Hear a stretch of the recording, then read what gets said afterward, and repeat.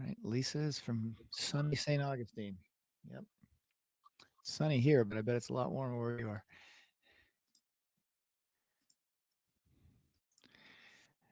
Hello, Kate. Good morning, soon to be Morning. afternoon. Yes. Okay. All right, are we good? I feel like we're good. Lots I of love people on seeing the today. familiar faces Yes. that are joining us every week. It's very exciting. And a big old howdy there from Texas. That's great. Ah, Art. Art. I'm surprised you did a howdy instead of your signature phrase, Art. Yes.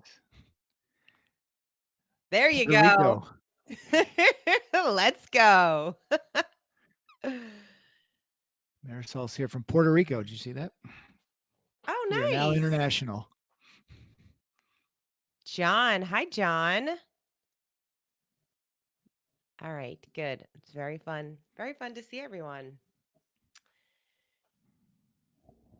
All right, we'll get started in just 1 minute because we start on time, we end on time. I didn't have a good question today. Actually, you know what? You know what question we can answer? If you could have one superpower, what would it be? Oh, If you could have one superpower. fly. Yeah. Ooh, to fly. Invisible is pretty good too, though. I feel like that one might cause some issues for Yep. people. That's the point. Ah. Ooh, mind reading. Ooh, Joe, I think that one might cause some problems too. Aw, Carla's superpower is to grant everyone happiness. You gotta love that. All right, good. Well, it is 12 o'clock, so welcome to the Culture Solution conversation this week. Tony, I feel like we need to get like some like music or something in the We beginning of do the need some walkout music. Yes. I'm on it. I am we on need it. Maybe we need Backstreet Boys back. Inside joke, Oh, but okay. hilarious. Hilarious. Hey, um, all right. So we want to thank you all so much for being here. We Tony and I we've really been loving doing these culture solution conversations for you and love the engagement, love the interaction, and love the questions. For those of you that are just joining us for the first time today, I am Kate Volman, the CEO of Floyd Consulting, joined by Tony Ferrero, our director of training and our executive coach. And we're so excited. We're going to be joined by another incredible member of our team a little bit later this morning, so you don't want to miss it. For those watching, if this is your first time joining us on the chat, we would love to know. So just let us know in the comments if this is your first time on one of these calls. We would love to know and welcome you. Just so you guys do know, we have been going live every Wednesday at 12. And this is also streamed on YouTube. So if you're into YouTube and you'd rather watch it over there, you're able to do that. And while you're over there, please while you're over there, please subscribe to our channel, and so you're updated whenever we're posting videos and adding some new things on there as well. So please head on over there if you'd prefer to watch this on YouTube.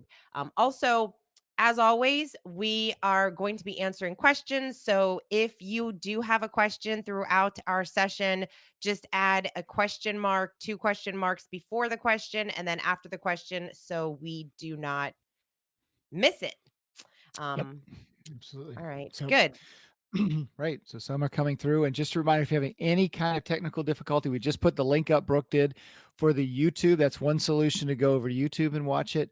The other one is to refresh your browser. So if you're having those difficulties, there's a lot of people on the internet, and sometimes we get that occasionally. So a couple of Yeah. options there. All right, good. And as most of you know, Floyd's mission, the mission of Floyd, is to grow people. That is what we do. That is what we're passionate about. That's what we love. And that's why we're here. That's why we're having these conversations, to make sure that we're giving you some great information so that you can grow, that you can take this stuff back to your team and help your team get better. And this week, we last week we talked about principle number 6 from the culture solution, which is grow your people by creating a coaching culture. And we wanted to extend the conversation because really it's one of the most important ones. It is, like we talked about, it's the silver bullet to creating a dynamic culture. And coaching is, we all need to get better at it. We need to be good coaches. We need to have good coaches. And so that's why we kind of wanted to continue on this conversation. And that's what we're going to be doing today. We did create a really great resource for you, and it is the 10 steps to becoming a coaching leader. So you can download that. Tony's putting that up on the screen. It should be there now. So just Yep. click to download.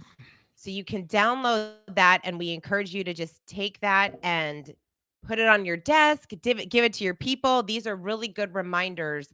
We talked about some of those tips last week.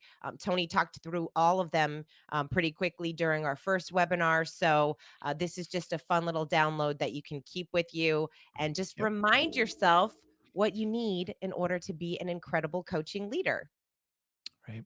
Yeah, absolutely. The reason I think we're spending even more time on the coaching, when you look at it being the pinnacle or the Mount Everest, as Matthew says in the book of culture, that all of the five prior principles really do lead up into coaching, because coaching is, while there are specific steps to each of those principles. Mission statement, you create a mission statement, a strategic plan, create your process for hiring and execute it, and then setting up your reviews and letting people know what to expect, and then over communicating that plan. All those have actions to them, but on an ongoing basis, coaching is how you continue once you have those steps in place. I mean, it's circular, but coaching is a way of life. It's the way. I had a question. We did a webinar for principals on just having a coaching conversation, and one of the questions that came in is, do I need to set up the appointment for coaching?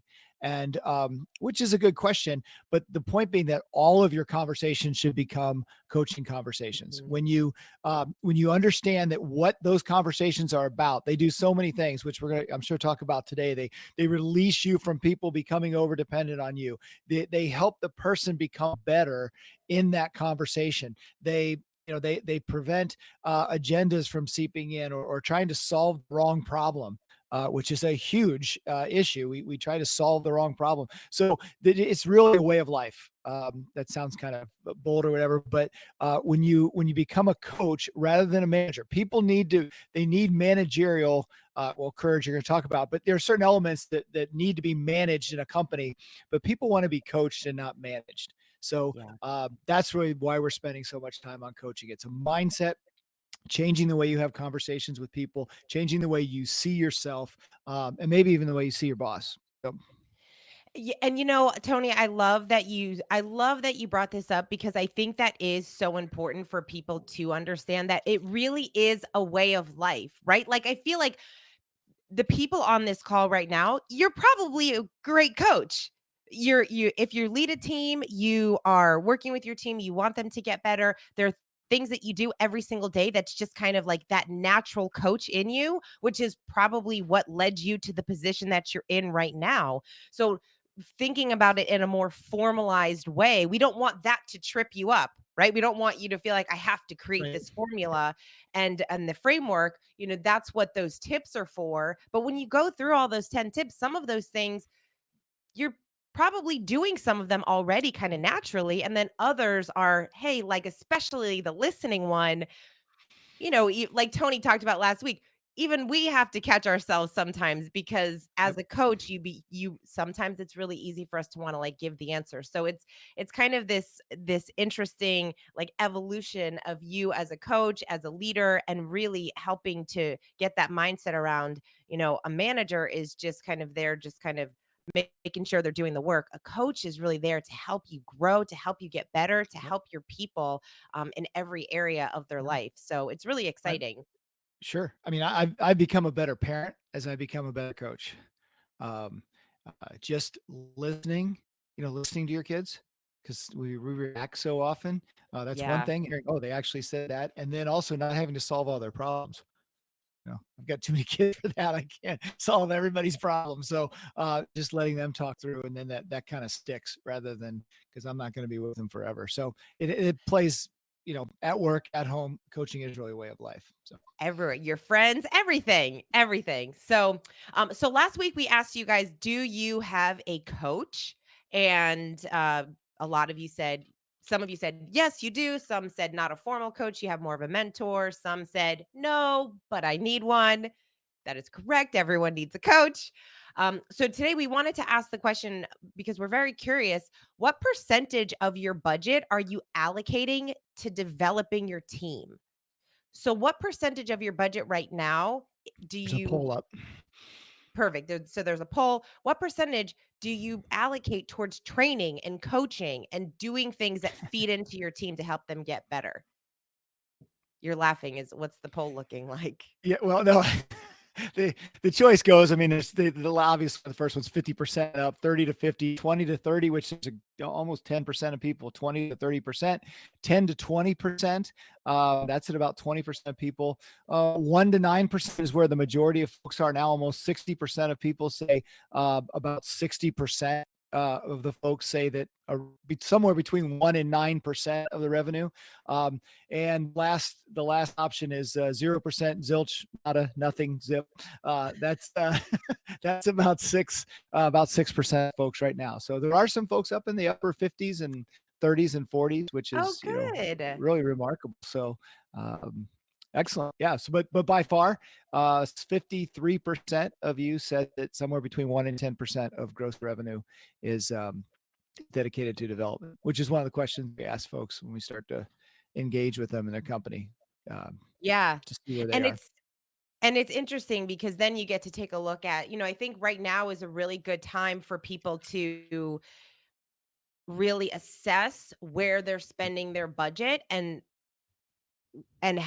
what they can do now, like what portion of their budget, where can they find a little bit more to allocate towards development and team Yep. right now and coaching right now because right now we're going through so many things that our people, the way like our people, our teams, we need to become better leaders. Our team needs to become better leaders. And the only way to do that is when we're feeding into them and we're working with them through Right. these, coaching and training type programs. Yep. So now is a good And time to start doing that.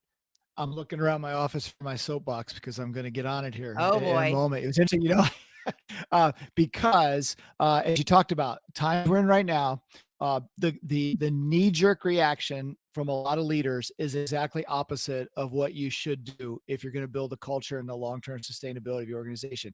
A perfect example. So in Ohio, Ohio had a $200 million surplus going into the pandemic now, and now we have a $700 million deficit. So the governor announced for the remainder of the year these cuts, $300 million in cuts for education. So they polled the local superintendents, and the two things that got listed as cuts: field trips, and the second one though was teacher training and development.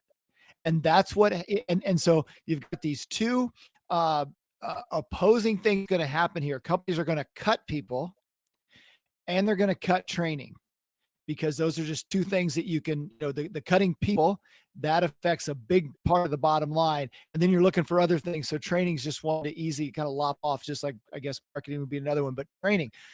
Why those are so opposing is that what you're saying is we're going to have fewer people and ask them to do more, Yep. and we're going to train them less. I mean, it's a fool errand to try to think that it's just gonna cycle you into this death spiral of you've got more people asked to do more, you're giving them less training, they're gonna be able to do less, and things are just gonna cycle down. I've said this before, we saw the same thing in 2008, 2009, and what was the answer? Great companies during that time started putting money into growing their people, because the people had more to do, and they're the ones that are succeeding now. Same thing's going to happen here. Yep. Okay. I'm And off my soapbox. can you imagine the loyalty of the people that you coach, the loyalty of the people that you help get better? when you feed into those people that now to help them become better in their role and become better just personally and professionally, they're going to stay. They're going to want to do their best work for you because they know that you helped them during this time even when things were kind of up in the air. So it's a really fun it's an interesting time for leaders. A lot of Yep. really great leaders are stepping up, and that's again why we're here today, because we want to help you do that same thing. So Right.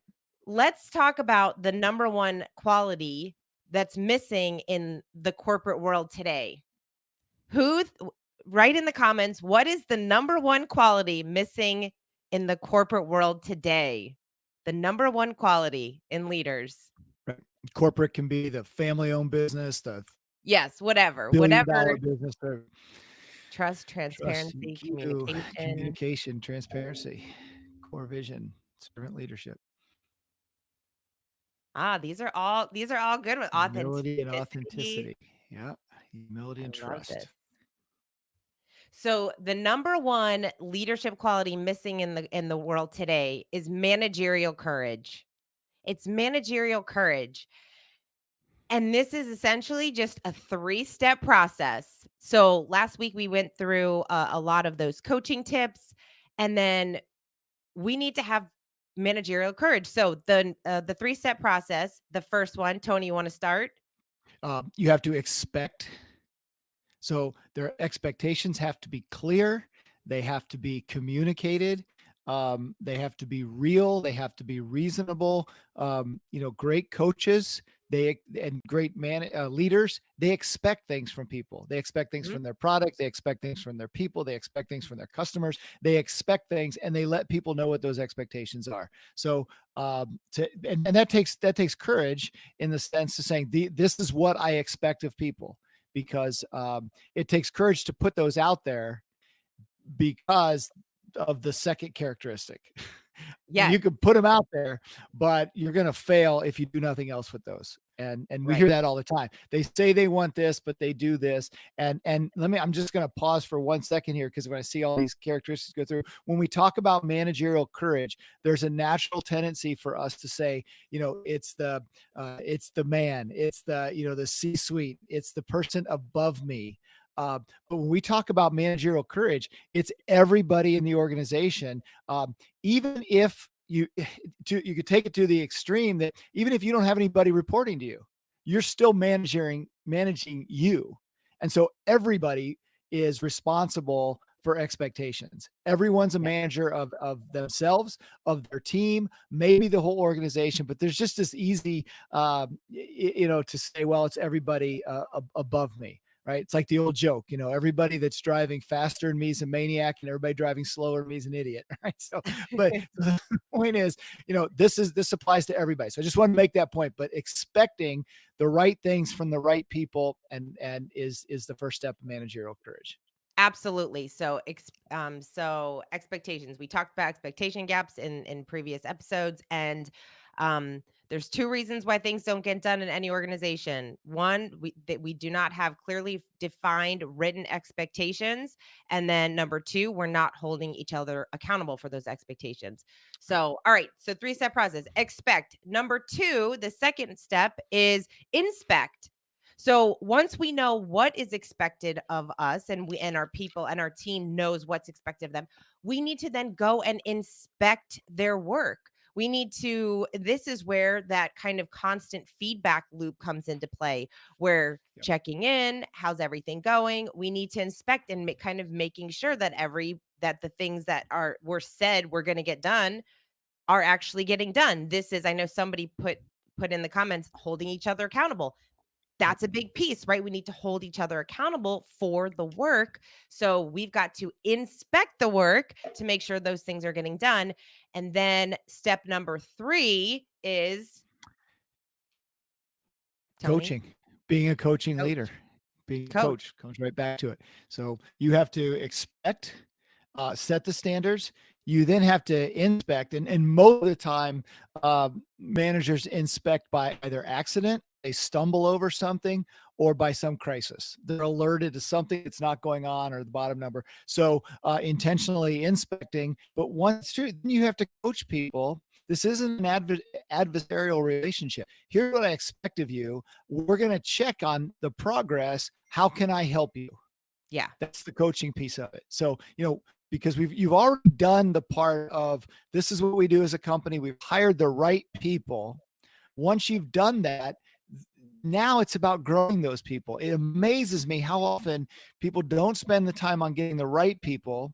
So they're still asking the question of whether or not it's the right person, instead of, setting the expectations, inspecting what's going on, and coaching them through it. They're still trying to decide if it's the right person, or they don't inspect because it's not the right person. That's not going to be a good ending, or they have lower expectations of the person. I can't expect this. So, once you have your team together, then it's time we're all in this together. And so we're going to coach those folks towards their expectations that we've set, so that we can inspect them regularly and make sure things are right. So, yeah.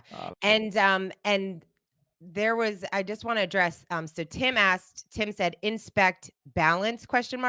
How does this promote trust, or does it flirt with micromanagement? So we're not micromanaging. So expectations, really what it takes is, so the inspect is more with the expectations. We are putting those clearly defined written expectations. That's about the impact. That's about what is the goal that we're trying to reach, right? Like, we need to know what it is that we're trying to do. So kind of going back to a strategic plan, here's what we want to see happen over the next year. How the person does it, that's up to them.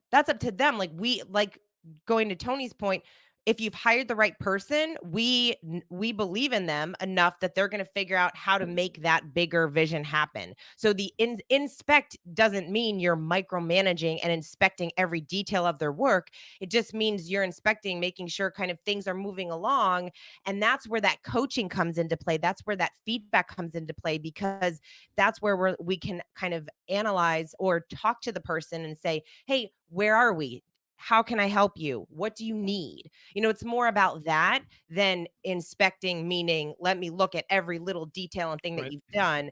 That those are two completely different things. So we have to trust that we have the right people. We have to trust that the expectations that we put are those high level expectations, because it's about the impact of the work, not the micromanaging of the work. And that's what we need to be doing as coaches too, is to make sure that our team sees that. Like, they need to see, this is the vision. How they achieve that vision, we're putting trust into them, which is why we've hired them.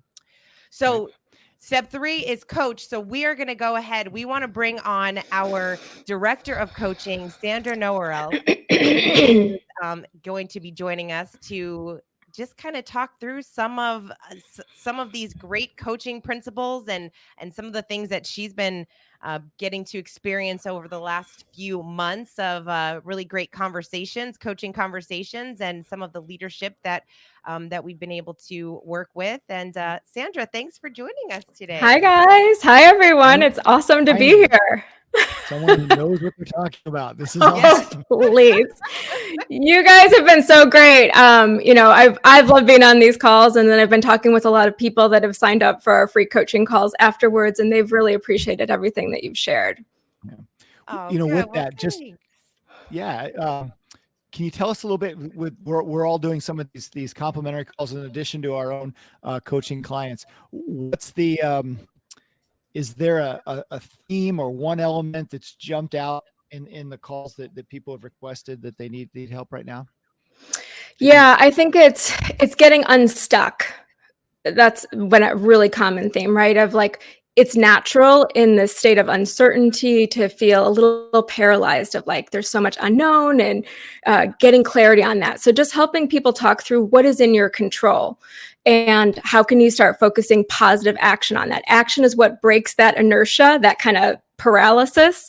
And that's when we're in that, I guess, state of, kind of inaction, it breeds more doubt and more fear, which is contagious. And so as a leader, we want to be contagious in a positive sense. So I would say helping them get unstuck of like, hey, how do I handle this? How do I navigate something I've never navigated before? And how do I stay positive in the midst of all this? Because as leaders, we're not immune, right? Like, we have ups and downs. I know I do, kind of roller coaster through this. So I'd say that's one of the common themes. And it's really cool. as you guys know, as a coach, I feel like it's such an honor to be able to create that space where people can share a little bit of vulnerability, especially if you're a CEO or even on the executive team. You're trying to be strong for everybody else. And so you don't have an option to complain. You don't have anybody else, it's kind of lonely at the top mentality, right? Like it's like, who do I talk to about this? So I feel like it's such an honor to be able to help them create that space where they can unload a little bit, get it off their chest, but then immediately say, well, what is in your control? And what I've seen is some people saying like, hey, I realized that, there's a lot that wasn't in my control before too, but it's just kind of heightened now.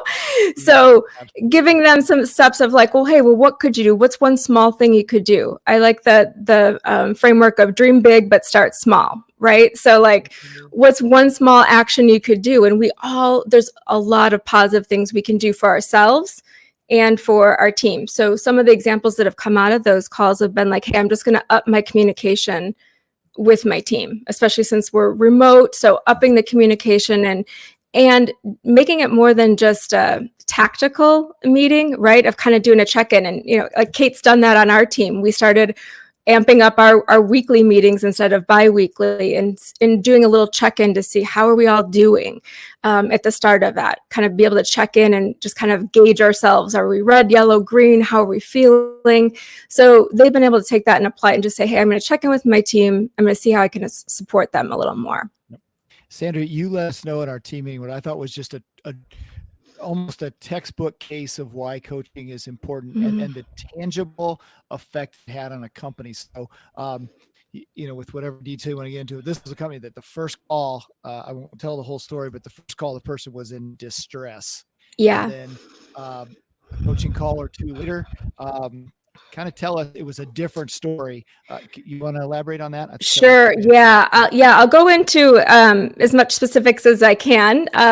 But I will say this is another common theme with my coaching clients is that my calls in March were completely different worlds to like the calls in April and May. And it's amazing what a difference a month can make. So with this one particular business owner, she was at the top. She was having a lot of stress. Her staff was having a lot of stress.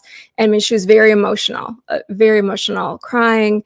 And it was a tough call, right? It was tough to find some good I was helping her try to focus on what's going well. And it was really tough to find that.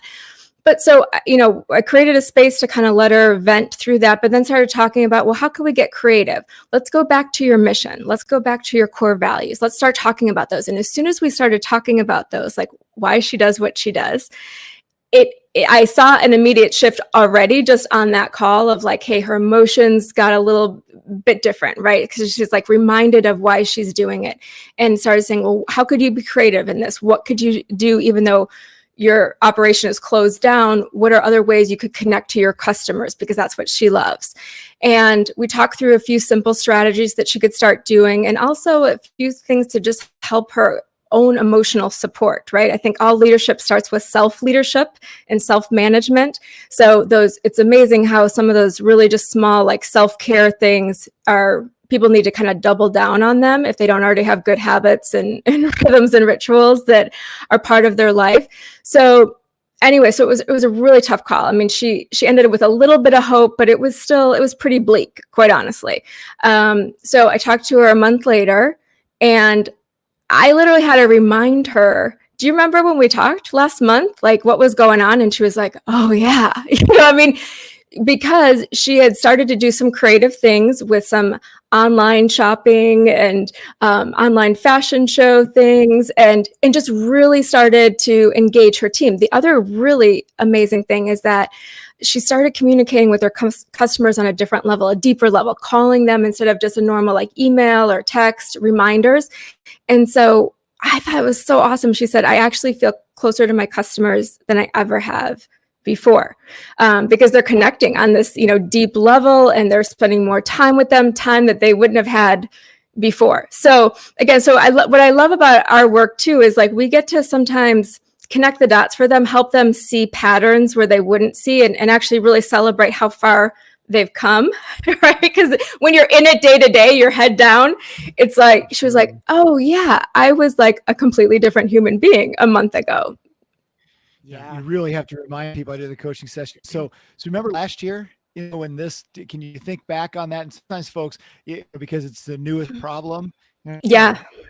Last year you were Yeah. thinking about this now. So that's an Yep. important Well, and the reminder. other thing that I'll just share about this is like, it really can be the differentiator. And that's what I've been trying to challenge people on is like, how can you use this as kind of a differentiator? Because not all companies are responding with shifting and pivoting and, trying different things. A lot of them are kind of going into possum mode. They're just, hey, we're shut down. We're just, give up and take a vacation for a couple of months. And that might be fine for them. But, when we reopen, like they're starting to already see some of their biggest competitors have done nothing over these last couple of months. And they're just shining. They're doing things in their community. So that's another really thing that I guess restores and inspires my hope in humanity is I've seen people get really creative with how they can engage their folks in the community to support the greater good too. I feel it really is like coaching becomes the competitive advantage. Those people, those leaders that have coaches, they have that third party perspective. They have that person they can talk to that really gets them out of these crazy mindset, especially for many of us that are still working from home and you're in home. It can be so exhausting to be stuck in your own head and just kind of going through the same things over and over. I mean, have you ever had this, you're trying to figure out a solution to a challenge and you just keep on, it's like you're a crazy person. You're just like thinking of this. Oh yeah. You have to get out. And so having that call with you every month, they know they're going to be held accountable too. That's another driver that's going to keep them moving forward. So Sandra, go ahead. Well, I was going to say one thing on that is that I love, like, I always try to remind people too, when we're talking is don't just think it, ink it, right? It's my little catch. So it's like, that helps with the spiral. It's like you're thinking about a lot of things. Let's start writing it down. So sometimes I'll take people through that exercise and just say like, hey, what's in your control? What's not in your control? You start looking at it and you start to say, hey, there's actually a lot that still really is in my control. So you shift from being powerless to being empowered. Awesome. So for those that are on live, let us know if you have any questions. If you have any questions, then please ask away. Yes. So we have a professional coach here. Sandra is your coach today. Yes. So this is your chance to ask. This is your conversation with Sandra. So ask away. She's going to answer your personal questions, your professional questions, solve every problem in your life in the next 14 minutes. So go ahead and send those up. No pressure. Yes. Barbara. So Barbara, as we're waiting, Barbara, your the phrase was don't just think it, ink it, right? Don't just think it, ink it. Absolutely. I love that. So that helps you get unstuck. Yeah. Since everyone is on obviously wanting to be a better coach and better coaching leader, what is the best piece of advice that you can share with anyone who wants to become a better coaching leader? I mean, there's a lot of things, and you guys, went really deep into like our 10 coaching tips. I think that if I had to narrow it down, the two things that really stand out to me are stay curious, adopt a curiosity approach to your people. I mean, and this will serve you personally and professionally, right? And so what I mean by that is a lot of my calls revolve around, okay, manager A saying, hey, Sally, is doing this, and I don't know why she's doing this, and what's going on with her, and why is what's going on. And so I'm like, well, have you asked? Have you talked to her? So be curious about like, hey, I see that you're doing this, like, is everything okay? What I notice it's a little different, or it's a little unexpected how you responded, so let's talk it through. So be curious. Don't assume that because one of the things is a trait of a great leader is really that realization that not everybody views the world with the way you view the world. And sometimes this is hard. This is where judgment comes in, right? We're like, why is that crazy person doing that? Well, whatever people do, it makes sense to them. Get that, right? Whatever people do, it makes sense to them. So get curious, like, hey, why are you approaching it that way? I'm actually really curious. So remain curious is huge to be a coach. And in doing that, the other thing I would say is avoid the expectation gap. So we talk about setting clear expectations. It's one of the principles from the culture solution, but I would say there's a huge percentage. I mean, close to probably 75% of a lot of challenges that I talk with about leaders in organizations revolves around the expectations gap, right? And so a lot of times they think they were clear, but that's the thing about communication. The biggest challenge is the imagination that it actually happened, that people understood it in the way that we shared it, or that they really took it. So much is in that expectation gap. Most people, if you let them know what you expect with clarity, they'll rise up to it. Mm-hmm. People want to do good work. They want to be recognized. They want to grow. So you got to show them as a leader what winning looks like. Really communicate what done looks like. Sure. Yeah. How about one of the questions came in? It's a good one about, if you're coaching a manager, or, they ask about employees who are slow to buy in on the mission and vision of the organization. I think you got to find the way to connect it to what matters to them. Right. And so that's not the same recipe for everybody. Some people really just have they're very passionate about your mission, and some organizations lend itself better to being really passionate about what it is that you're doing. But others, you have to help them connect the dots a little bit deeper of like, well, what do they really want to do in life? And how can this role help them become their best self? So I think it's a lot about understanding their uniqueness of their personality styles, what their ultimate goals are. How can you connect it back to that, I think can be really important. Let me share one example that might kind of touch on that. That was a really cool breakthrough for one of my clients recently. She's in a leadership position in an organization where she has to do like accountability. She's kind of an operations person, has to do accountability for a lot of people, but they don't directly report to her. So it's definitely more leadership by influence and coaching leadership.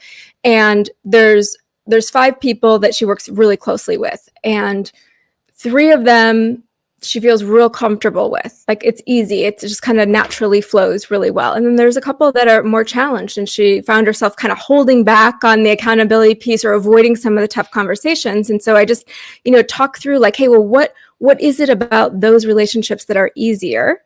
And, kind of through some questioning, found out that it was like, because those people think more like her. They have similar personality styles. They view the world. So, hey, it's easy, right? Like, and I love, it's like, it's easier when somebody has similar personality styles. So I said, well, what if, I know your goal is to grow, to be a better leader. What if this was actually the thing that was going to help you grow the most? Because leading people that are different than us, that are more challenging than us, that's your opportunity to shine. That's your opportunity to grow. And so it was a longer conversation than what I could share. But anyways, she was like, oh my gosh, you've completely flipped it from like kind of avoidance and like not wanting to have those conversations to getting excited about it and seeing it not just as a challenge, but really a huge opportunity to grow. So I think that as a coaching leader, even if you're not a professional coach, helping people think differently, see the world a little bit differently. I love that. Yeah, it is. I love that so much, because that's basically what Matthew talks about in all of his work, is becoming the best version of yourself. And for everybody, no matter where they are in their life, like when you're going through these struggles, when you're going through the hard time, if you can flip the switch and look at it as this is going to help me become a better version of me, because you have to keep putting yourself through these challenging times in order to break through those new that new way of becoming who you're supposed to be. Yeah. What if the tough stuff was the good stuff? What if that, what if that challenge is actually the thing that you need to grow? Yeah. So I have to share this. It's one of my favorite quotes from Martin Luther King Jr. The ultimate measure of a man is not where he stands in moments of comfort and convenience, but where he stands in times of challenge and controversy. So like, this is where you're tested. This is your measure. This is where your character can be grown. So if you actually look at it like that, yeah, it's tough. I'm not saying it's easy, but if you attach a different meaning to it, it's like, hey, this is my chance. This is my opportunity to really excel in this goal. It's my chance to grow. If everything's just easy, hey, it's a lot, right? It's a lot easier to be patient and kind and nice when everybody else is nice and patient and kind to you and everything's going well. That's not hard. That's not being like the leader does it when it's challenging, when you're challenged on those virtues you said you wanted to be. Yeah. And that's like, it's almost like when people start thinking or saying, I wish this was easier. Well, what about saying, you know, I wish I were better, or I need to be better. And that's a great point. In the culture solution, Matthew speaks to that of why, why those three elements of managerial courage don't get done. Why people don't expect, and coach. And the main reason, at least he explains, and I think it's completely true, is this idea of being comfortable. You know, we want everything to be comfortable, but doing those three things tends to be uncomfortable. And so, it just drives me crazy. It did when I was in an organization, and then also when I'm coaching, when people talk, well, next year when things are more comfortable, when we get in a routine, when we've got all the processes in, it's never comfortable. If it's comfortable, you're probably going out of business and you don't even know it. It's as a manager, a leader, it's not comfortable. And if that's your goal, then you're truly a manager, not a leader, and you're not going to get things done. It's uncomfortable to change the way you approach things with employees. It's uncomfortable to expect things of people, to inspect things with people. I mean, unless you're dealing with like robots, in a Tesla plant or whatever, if there's people involved, it's going to be uncomfortable. But that's okay. That's part of it. And you have to get, as the expression goes, we have to get really comfortable being uncomfortable. Yeah. As you said, that's the role of the leader. And so, and it's our role too. Like you say, if we let ourselves just kind of become sedimentary in our own growth and those things, exactly the same thing. And I just wanted to point out, because the person that I'll be brief here, but Sandra, the same thing with dealing with folks who, I think we do have to be a little careful when we talk about people being on board with mission and vision, and you alluded to it. It's really kind of the basis of the Dream Manager program that, not everybody is going to be on fire about making these lug nuts we make. All right. Yeah. But the person, they do their job well. Their job is helping them fulfill their dreams. They work well, they're adaptable. And sometimes, I don't know if you've experienced this, people worry about that, about how on board everybody is, but you do have to look at what your expectations are. And if they're fulfilling them, then, where's the issue? So I don't know if you come across that at people. Yeah. Well, and I think too, one of the great strategies around that is helping, like incorporating that into your coaching and your actual review process of helping people set a personal goal for their life. So you're going to set business goals for, professional goals. But I think some of the best organizations that we work with also have, as part of their annual review process and their regular accountability meetings with their employees, they're asking about what are they working on in their personal lives. So they get to know them at a better level, but they also say like, hey, I want to help you. I want to help you be great at your job, but I also want to help you be a better person. And so what are you working on this year? Like just that, and because, right, we talk about in the Dream Manager, like people, it's unreasonable to expect people to be engaged in your business if they're not engaged in their own life. No matter how many programs you do, no matter how many perks you offer, no matter what kind of culture you have, if somebody's really disengaged in their own life and they're not on fire about some of the things they're going after in their own life, you're fighting a losing battle trying to engage them just from the company. So you got to tap into what are some of those personal things. So just asking the question, hey, what are you working on?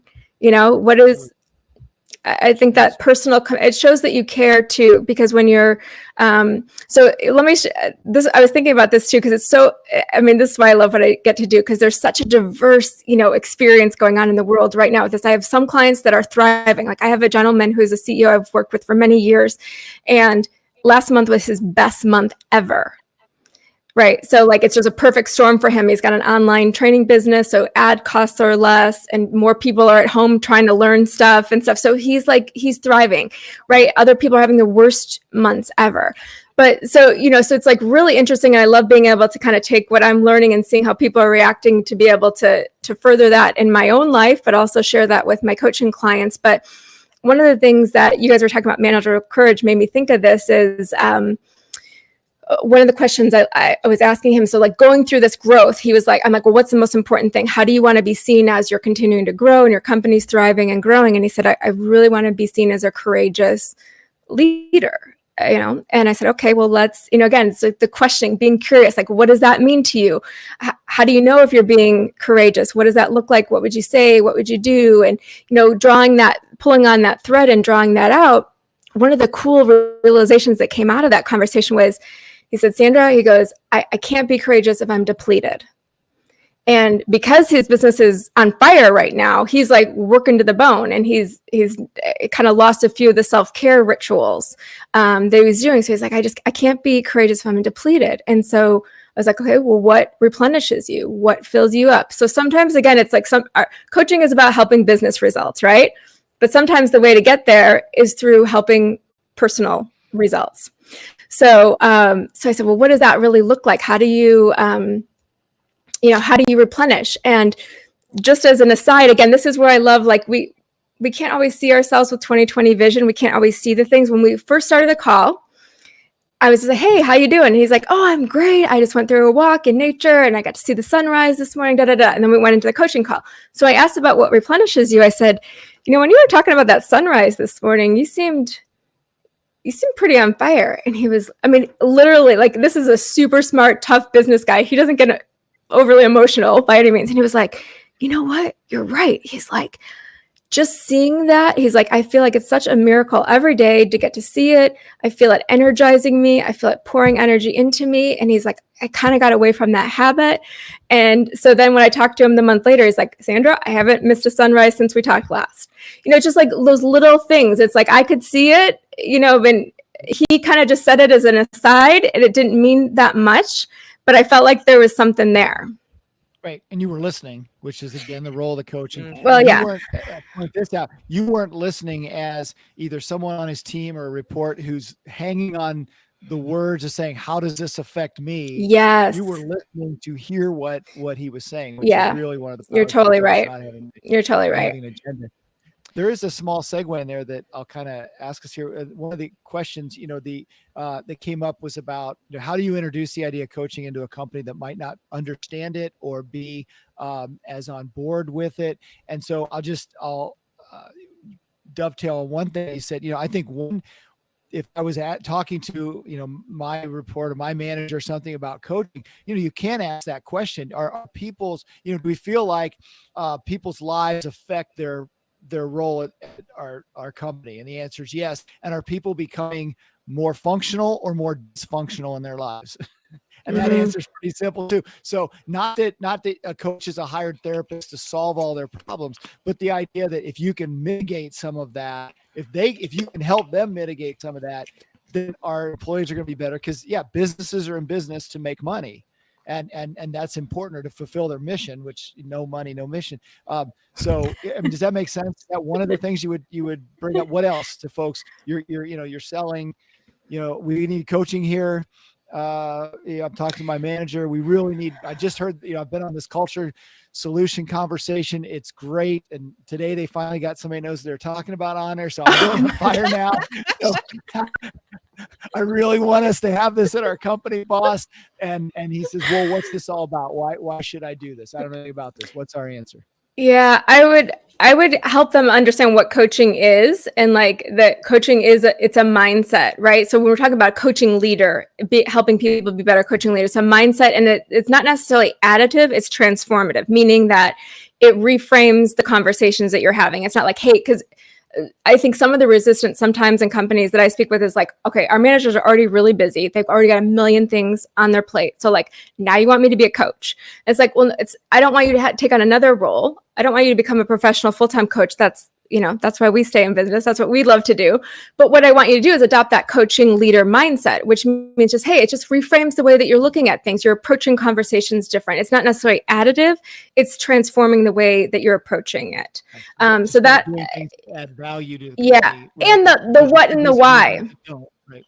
I think that, again, some people are resistant to it. Some people love it and naturally get it. And naturally, I've had other conversations with people that really get the sports analogies, right? When they're like, hey, we've been doing this for a long time. We're really good at it. Like, why would we need a coach? And then you start giving them countless examples of people that are literally the best in the world at what they do. People that get paid millions and millions of dollars to play a sport or to, compete in the Olympics or whatever. And they all have coaches. They would never not have a coach.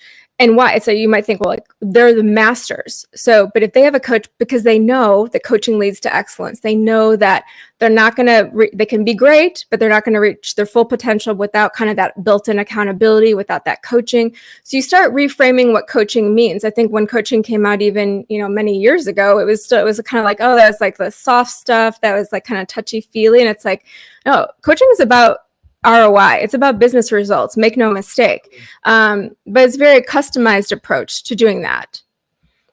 Yep, And- absolutely. And what I think is so interesting too, and somebody had asked in this, it was a little bit up here from Katie, said the conversation is to be assumed. The conversation seems to assume a hierarchical organization structure with leaders and associates who are subordinates. So really, just to drive home the fact of everyone in the organization can be a coach and can become a better coach and can be a culture. We talk a lot about culture advocates. Everyone in the organization needs to be a culture advocate, and everyone in the organization can be a better coach. And it doesn't matter where in the organization, when you have a great culture, people enjoy learning from each other. When the trust is there, when the expectations are there, this allows a lot of freedom for everyone in the organization to kind of coach each other. Like, Yeah. I learn a lot from Sandra. I learn a lot from Tony, because they see things very differently. I get to learn a lot about the way that they think and the way that they view things. And that's the beauty of all these organizations. Everyone has their own unique gifts. Everyone has their own unique way of approaching the work and how they do things in the business. And as long as, like we always talk about, if you have all these 6 immutable principles and everyone's focused on the mission, everyone has those clear expectations, everyone's communicating, trust is being built, coaching becomes that much easier because it's being taken in a positive way, not in a way that, we get a lot of questions asked saying, how can I coach my people who are resistant to it? They're resistant to being a better version of themselves.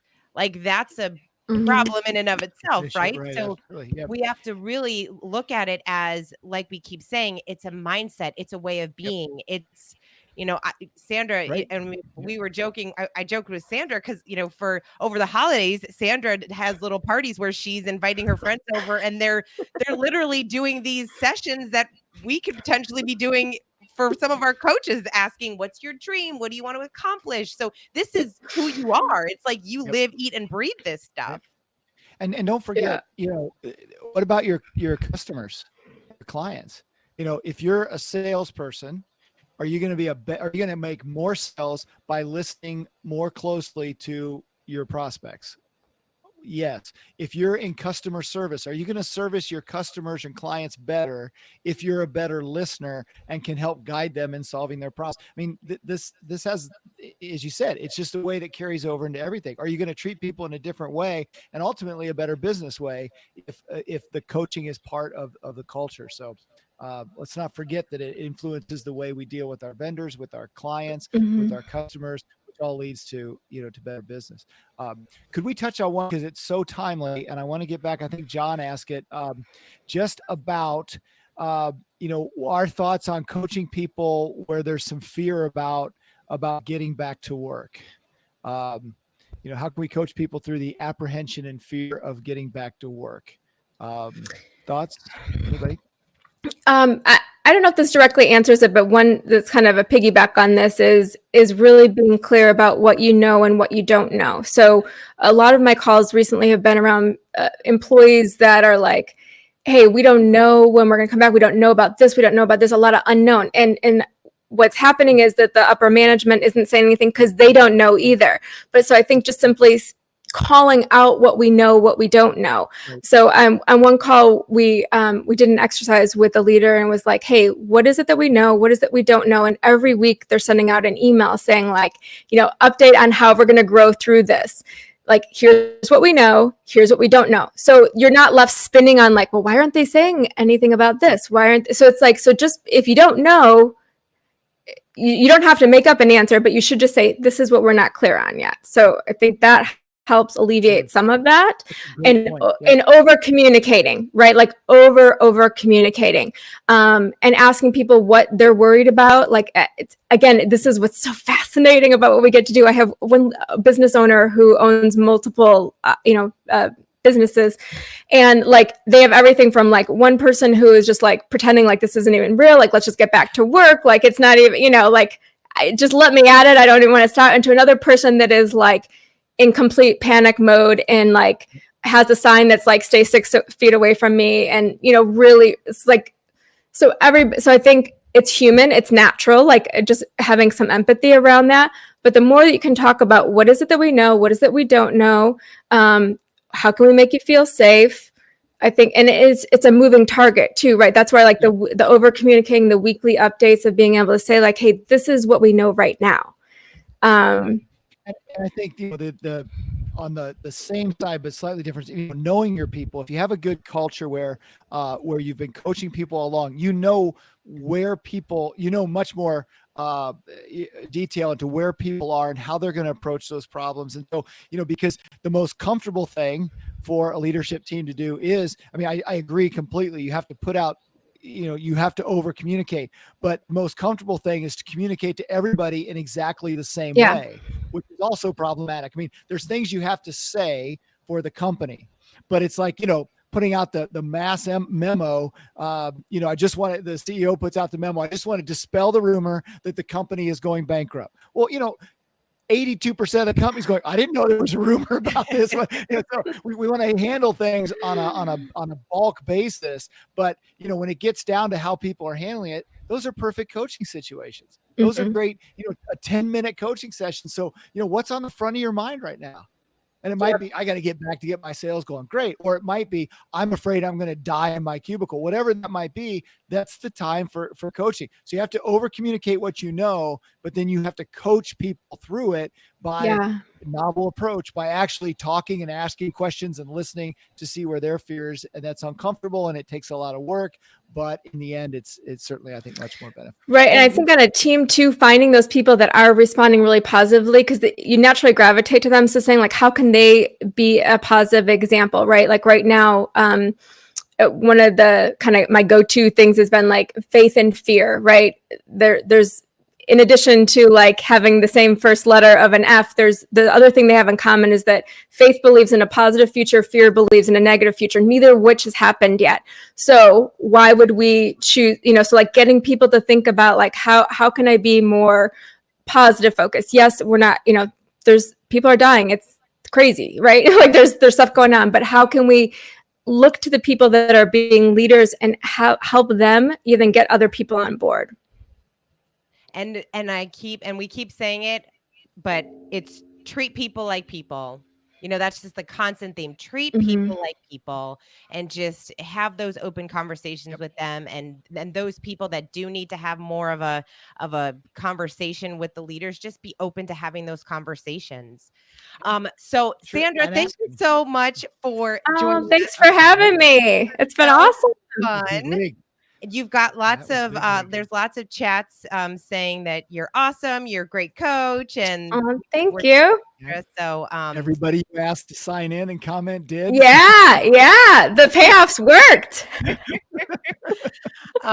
So we would love, as usual, we would love to invite you to have a coaching session and just talk to either Tony or Sandra or Jonathan or one of our coaches or trainers, just to kind of talk through what it is that you're going through, the challenges that you're facing. We would love to chat with you about, hey, maybe you are thinking that right now this is a really good opportunity for us to bring the team together, to do a training, to invest in my team on coaching, and really realizing, there's probably some people in your organization that you look at and you think, they have so much potential. They've been growing every year. And I feel like, if they had a coach, this would really make such an incredible impact and help them kind of step up even more. So if you're thinking about that with some of the leadership, what a great opportunity for a restart too. People are coming back. And that's what we're hearing from people. Can you come here in July or the end of June, and just let's start now. Let's restart. Yeah. Yeah. So that's a remarkable, which speaks back to what do you say to managers who might be a little hesitant? We need a restart because everybody's at different places. Culture is something that can bring us all together. So it's the perfect time to. Absolutely. I think it's also that opportunity, kind of like, like in a new year, where it is that like sense of like, hey, it is a fresh start. It's like there's a lot of possibilities laying before us. You can really use this as like that, hey, how do we want to be, and being conscious of what do we want to leave behind kind of pre-COVID, and what do we consciously want to bring forward into our organization and into our lives, just bringing awareness to that.